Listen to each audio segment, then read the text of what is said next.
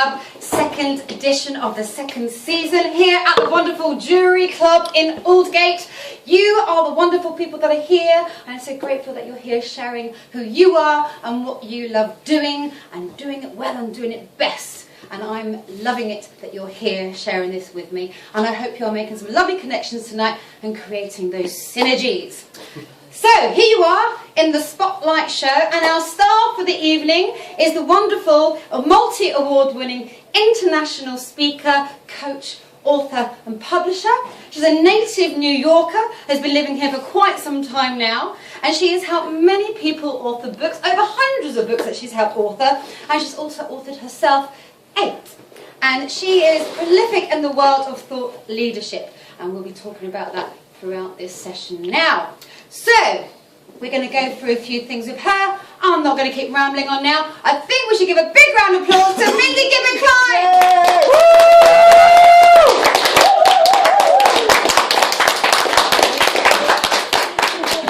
Let me just set the time. Oh, you know when it's live, things can go a little bit wrong. And then we press start and off we go. So, Mindy. I've actually known Mindy for quite a while. I used to do high-level networking days in Mayfair, and for 3 years with the wonderful Nick Griffith. And Mindy was a very regular guest around those tables. We had about 16 to 20 people. Always had a great time. And here we are, 5 odd years later, and you're now my star of the Synergie16 Business Show tonight. So I'm very, very happy and grateful. It was actually a women's event that we bumped into at RBS recently, and I mentioned to Mindy about coming last month. She couldn't make it. I said, well, how about next month, the October? Would you like to come and speak? And I'm so grateful that you said yes. And in the time that I've known you, you've now gone on to expound exactly what you're doing, and you have a new book, Thought Leadership. But let's go back a little bit. So, where did it start for you? What brought you over to England in the first place? Going way back. An airplane, apparently. Well, no, all right, that's that old chestnut. I had a crazy boyfriend who hasn't had one of those, right? Or girlfriend. And all he wanted to do was move to London. I was from New York. We were living in New York outside, and we were either going to move into Manhattan or we were going to come to London, and London won out. So I followed him here, but within the year he decided that he'd had enough and he couldn't afford it, and he managed to go back to New York, but I wasn't ready, even though it was his idea. So I stayed, but it was a bit nerve-wracking. I was trying to set up a business, it wasn't doing that well, so I found a position available I looked in the Telegraph on Sunday, and I went through the interviews, and I thought, yeah, this is good, this seems to suit me. And they said, relocation is available, and I thought, oh, but I'm just in Fulham, and it's just in Kingston, and I can find my way there to Kingston Communications. And anybody, obviously, nobody here knows, anybody in the north would know, Kingston Communications is the new name for Hull Telephones. So, obviously I was not going to commute from Fulham, and I moved to Hull. Ah, so it was not Kingston as in next to London? No, I couldn't admit that. I was already into the second interview, and they would have thought I was an idiot if I... Oh, where? So I thought, why not? It was either that or move back to the States with my tail between my legs, so I stayed. And what were you doing at that company at the time? Marketing. I was running the marketing for a monopoly network, which you think, why do they need marketing? But the pressures were building with mobile and other communications. So I don't know if anybody remembers that time in the early 90s. When mobile phones were just coming out? Mobile phones were just coming out, cable, and before there'd been no alternatives, no competition, and then everything changed. So they really had to make sure that they protected the network, the subscribers, and they had loyalty when it was a monopoly. And obviously that was changed for them, but how did you change from doing that and transitioning into what you're doing now, being a publisher with Panoma Press, and writing your own books and helping others do it as well? It doesn't make complete sense. But the one thing I left out was the reason why I was willing to move to the UK. So when this boyfriend said, let's move, I was at a bit of a crossroads. I'm sure everybody here can relate to that. So, crazy boyfriend, but the crossroads was because I'd finished my schooling, I'd done an MBA, and it wasn't getting me anywhere in the States. What was your MBA in? In international business. So I thought I should be a bit more international. But I still wouldn't have come over here unless several things hadn't happened. And a good friend of mine, he had epilepsy, and he had a very hard time with it, and he had uncontrolled seizures. I don't know if anyone knows about epilepsy. I had a hard time supporting him as a friend, and he went into a bit of a downward spiral, and he ended up taking his life at age 27. Oh, sad. So I didn't cope very well. I just thought, let me just focus on something else, and I sold all my possessions, sold my house, just made a total departure, literally, and came over to the UK.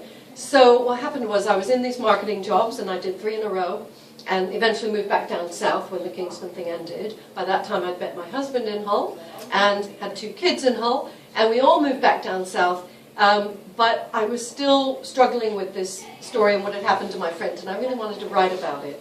I really wanted to, I'd always wanted to write.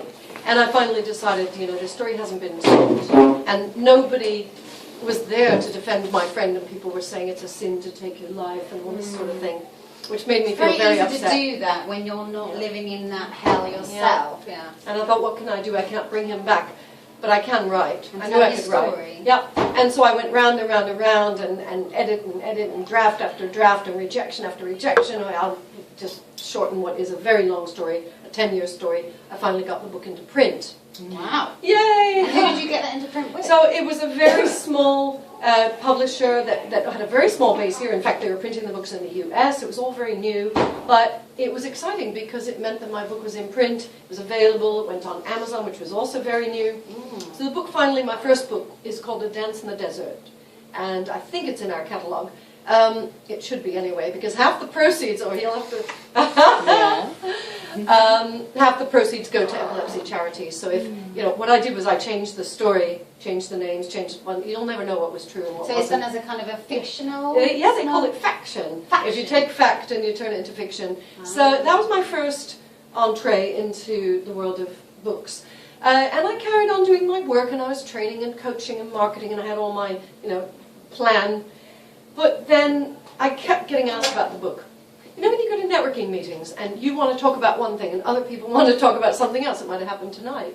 And so I was really intrigued by the fact that so many people wanted to write and publish books, but they weren't doing it. They hadn't done it, and I had. And I started a brand called The Book Midwife. Now, I am not a real midwife, because I get asked this all the time.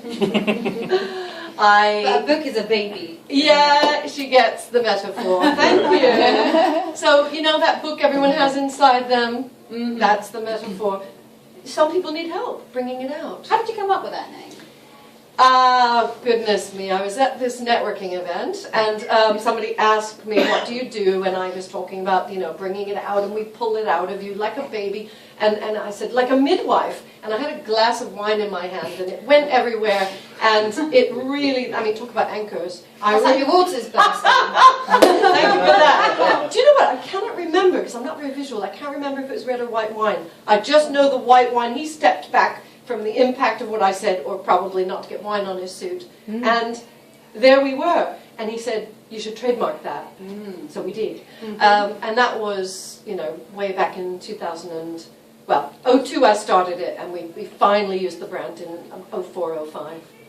I mean, and still then the internet wasn't that popular at that stage. People were still getting used to it. Exactly. So obviously you've got a brand new business, you're looking at helping other people write books. How did you, because obviously you've gone through the marketing sort of area and realm, what did you take from that or other experiences to actually start getting your own customers to help them? I went to a lot of networking events, and I would say I help people with their books, or I help people market books. So I did first tie the two together, books and marketing, because that was my background. And then I did a deal with a publisher, and I've never named them, and I never will, so don't try to get me drunk or anything. And they were sending me books that they had published, and I was to do the marketing. So the money changed hands and whatever. I came back from holiday one time, and there was a padded envelope on the desk, and I thought, oh great, another project. I open it up, and my heart sinks. There's a typo on the front cover, and it goes from bad to worse.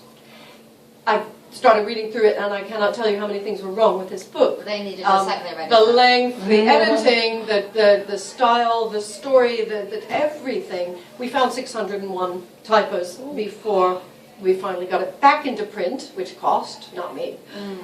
But that night I just said, you know, this is not what I want to be doing. I didn't even like the book, and I tried to get out of the marketing, and they said, oh no, we've already committed. And so I did that project, and I did about 1 or 2 more, and then I said, that's it. I need to work with people way back when, 9 months earlier, you know, when it's just a twinkle in the eye, and, you know, then I can help them shape it. That's a real indication of what not to do, or how not to be doing it. I just thought it's so sad. The overriding thought was I just wish I'd been involved 9 months earlier, before they even wrote it, much less published it. And that was so clear in my head, because that is the kind of work that I've always done. I don't, you know, like flogging things that are maybe not as good as they could be, or it's just that's not who I am. So when you obviously wrote your book, and the structure that you did, that you applied to that, how much did that transform over the time for you to then be able to put it into a structure, for you to be able to teach people the process of being able to write a book? Exactly, thanks Sarah, because my first book was fiction, as I say, or faction. And it had nothing to do with business books, leadership books, and the personal development books that we work on now. Nothing. So that has evolved over time. It just, you know, an insight here, an insight there, a client experience, what went well, what didn't, and I don't believe in having fixed processes that never change, because that's stupid. Apart from you do have a 7 time that you help your even that, oh, she knows everything. I forgot she knows me. We started out with no set time. It was, you know, I'd worked with people and it was open-ended. And the book was just going to take as long as it was going to take. I didn't know any better. Then a few years in, we developed a 12-month program, and I did a group of people, and it was our first group program and our first 12 months, you know, with targets. And what do you think happened in 12 months? That's a lot of time to get lost and procrastinate and, you know, fall off the wagon. It was not pretty. So my next program was 6 months, and that went well, but there was still a bit of room for people to hide, and it just wasn't good enough. And we finally hit on the 3 months, or the 90 days, a few years in, and we haven't deviated from that. That seems to be the best time scale for the kind of books that we work with. And 90 days is used in so many different types of courses, not just writing books. Well, now it is. We were the first. Oh, there you go. I don't know if we were the first, but I used to call it 3 months, and then a client of mine said he'd rather call it 90 days, so we changed, in fact. And so in the type of people that you've helped write books, what kind of topics have they covered over the years? So again, we started out, we'll help anyone. You know, when you start your business, and it's like, do they have a pulse? Okay. Give me your money. I'll take it. I'm not proud. We had a business to run and bills to pay. But gradually over time, we realized that we had to be discerning, because the process that we finally developed, ironically, doesn't really work for fiction. People come and they say, well, I want to write a novel. First of all, the novels tend to be longer. So I say, well, instead of putting 8 hours in a week, you're going to have to put in about 12 minimum, maybe 14. Not only that, 90 days, yes, because they're going to write more words. But it's not just that. It's what kind of advice can I give people? I don't know if you should kill that character off. I don't know if, you know, it's not really what we do. So creating the framework and the structure and the outline, treating it, well, it's a business book, and treating it in a business-like way, that's really important. Because a lot of business books need to be this kind of length, or maybe a bit longer, a bit shorter, but, you know, there is a bit of a formula. Not because I want to be a pain, but because I've sat just like this with some store buyer in front of me who takes a pile of books and goes, yes, no, yes, seriously, less than 1 second per book, and it has to look the part. And I've been known to take a book from the no or maybe pile and say, wait, but I have to explain, and sometimes they let me and sometimes they don't. So if we have a half a second per book, we want to give that book its best chance, the best chance that we can give it. And do you think that when these people come to you and they start writing the book, does some things get revealed that they weren't expecting? I mean, does their direction change a bit? Oh, you are so, she's a mind reader. So, the direction shouldn't change. Shouldn't do. That's the one thing. No, and it doesn't, because that's part, you see, somebody left to their own devices, if they didn't have a book coach like what we do, they might change direction, or the book might end up going, you know, over here, or going off on a tangent, or ending up too long and waffly, or who knows. So part of it is about keeping people on track and the structure. But the things that, the unexpected things, that's what I think you're asking, are things like what you learn about yourself when you're writing. Not only the things that, you know, stories you'd forgotten and insights, but your habits. I have one client at the moment, I'm not going to name her, but she, every week, she has a new insight about herself and about how she didn't know that she liked procrastinating, she didn't know she had this fear, she didn't know she had that fear, she had no idea that, you know, she actually would have such a block, and she would have no chance if she hadn't been on a program. So it's delightful helping people learn about themselves, but mostly people get a sense of pride.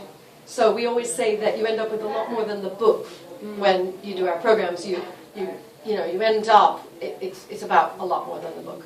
And that's exactly how a book, I mean, a book can be better than a business card. And once you've got that book, you've got someone to talk about. And yourself, you are a speaker, internationally a speaker, and you are part of the PSA, Professional Speakers Association. And so at what point from when you started being an author did that start to take off? Because you've had loads of speaking engagements, and you've got several coming up this week.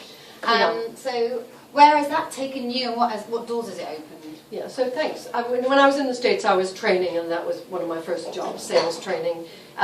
Gradually moved away from physical training, but it's always been there, and I wouldn't say I wanted to be a speaker. I was kind of a reluctant speaker. But what I found was, you know, people didn't understand about books. So, you know, back in the day, 10, 12 years ago, I would be asked to speak about books and publishing and writing, and, you know, that's obvious. But then I started feeling like, you know, they'd say things like a book is a business card, or I'd listen to people who I felt weren't really understanding the potential themselves, much less the book. And so I had a lot more to share. And I had a breakthrough in 2008. I just heard the term thought leader. And I was excited to hear the term. I don't know if everybody's heard it, I guess. Thought leader. Well, now you have. And you're a key person of influence as well? No, we call it thought leader here. And it's a new term. Well, it's an old term. It's from 1994. And the point Who came first coined that phrase? Oh, it's in academia. I mean, I didn't coin the term. But what happened was I realized that people were starting to use that term, but there weren't necessarily any criteria. So how do you know if you are one or if someone else is one? How would you know? And that was really, really interesting. Who's going to give a shit about what you think? Well, yeah, you know, who's to say whether something is unique, exciting, disruptive, original, and it's still subjective. You know, it's an opinion. Yeah. At the end of the day, anybody in this room could say something and think it's the most dramatic, exciting, original, unique idea, and some people would agree and some wouldn't, and that's fine. So the thing that intrigued me was how good people were working really, really hard, my authors, so I'd started the publishing company at this point. They were working really hard to plan, write, and publish great books, and yet they didn't always have the recognition that other people had. So I kind of got angry on their behalf, if that makes any sense. I kind of got, I just got a bit fierce. And I decided to stand on many, many stages and write 24 karat bold. I should have at least brought one copy of that. I just had a bunch arrive at the house, but I flew out of the house. 24 karat bold is where it started. You know, if anybody's picked up my business card, that's where the whole thing started in '08. So it would have been 9 years later. And I started getting invited. I went to Hawaii, and France, but Hawaii was much more interesting, and various places to speak about thought leadership, and everybody got it. Everybody was nodding along. You know, this is something that many people, not all, many people would like to be a thought leader, but they really don't know where to start. I felt very strongly that a real thought leader, there's no BS, you're either producing some original, like really disruptive, really earth-shattering, Sharing a vision. something groundbreaking, That's actually going to change something. or you're not. And the best way to package it up is in a full-length book. So what better way to bring my businesses together and start talking about thought-leading books? And that's really where it all changed for us. So you're right, there are a lot of people who go, a book is a business card, or just speak into this dictaphone and we'll send it to another country and get it transcribed and you'll have something. And it's about this thin. And to me, you know, that's one thing that people can do. That is not what a thought leader does. And so I started waving the flag for substance and quality. And I realized that we're not just producing books. We never were. But we got even more discerning. And it's been in the past 5 years. 2 years ago, this book came out for the first time, The Thoughtful Leader, because, you know, I wanted to have the high ground. Thought leadership is already crowded now. Okay, but what is thought leadership without some thought put into it? And that's really where we are now. And I don't know, the thoughtful bit really took me on a journey because there's two definitions of thoughtful. Oh, really? And what are those two? So obviously you've got thoughtful, pensive, you know, that's a thoughtful pose. Person is being thoughtful, putting thought into something, and being thoughtful. So you've got the head and the heart. The empathy. Yeah, when you're thoughtful, that's such a thoughtful gesture. Ironically, or maybe not, they both come from the Latin root that means to consider and considerate. So there is this, it makes some sense, but very few languages besides English use the word thoughtful or a similar word for both. And I thought that is the key. So when you're creating content, if you're doing videos, blogs, articles, and especially books, you need to put the right kind of thought and the right amount of thought, not only into the content and the message, but also the people who are going to be reading it. Who's your audience? But it goes way beyond that. Because an audience is like a big amorphous, you know, I can't see the faces. It really is about the personal connection with every individual. When somebody reads a book, it's a one-to-one experience. Yeah. It really can change you. I mean, I've had some amazing sort of businessy books that I've read, and when you come out the other side, you're like, wow, you feel refreshed. Not always, but a good book. Well, I did. I felt refreshed and inspired. Yeah, but not every book you've ever read. That was my point. I'm not saying Sarah's wrong. You know, and that's the interesting thing. Somebody can rave about a book, and then you can read it and think, what was all the fuss about? Same with films, same with telly, whatever. The thing about a book, though, is it doesn't just go away and then, you know, you click the next Netflix. I mean, it is there. It's there and it's tangible, and, you know, I really don't see why anybody would want to put their name on anything that isn't great. That I just don't understand why people are willing to slap things together. Not just books, but I'm about quality. And, you know, so it's been very easy for us to decide where we're going. Somebody was talking to me about our brand and where it was going, and when we were out there, and that's where it's going. It's going more and more and more and more towards quality. I shouldn't go that way, I should go up. Higher and higher quality, premium, and that's where we feel we can add the most value. Somebody wants a whatever, done for you, outsourced, ghost written, you know, we don't believe in that. You want it to come from their heart. I mean, you can see how passionate you are. And this is me being contained. I'm actually holding my hands. Yes, because, you know, everybody is putting themselves out there, and if somebody's going to put time, it's about 100 hours of your time to put a good book together. That's not a lot of time, by the way, but the result should reflect well on that author. That's how I feel really strongly about that. And you've got some courses coming up. We have various things. So at the moment, we are promoting our online courses, and that's exciting because I can't be everywhere. I'm traveling a lot. I have 6 trips between now and the end of the year. And that's all for speaking?